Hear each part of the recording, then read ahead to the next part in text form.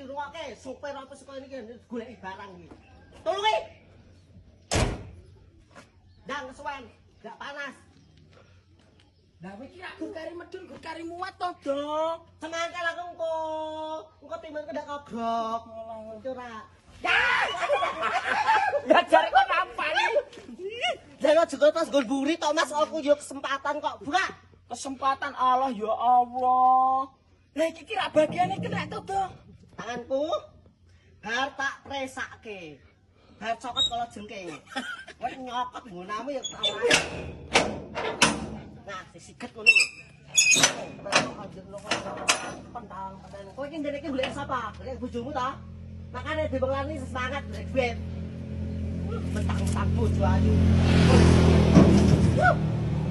Pengen ngomong, kowe iki justru duwe bojo ngono kae kuwi sregep golek duit. Soale bojomu ki perawatane akeh. Ngerti ra? Ora. Aku isin do saru. Aek dinyambut gawe ditonggo teparo wong kok do gemerah ngopo saru, Dok. Salahmu dhewe.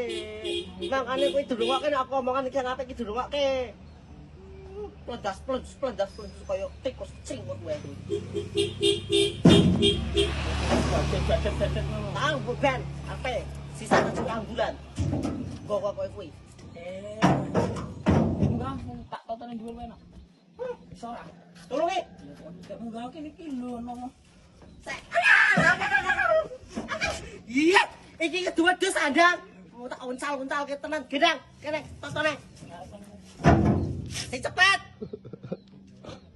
Sopir Disenani terus aku ki. Sopir kudu manut karo Kena.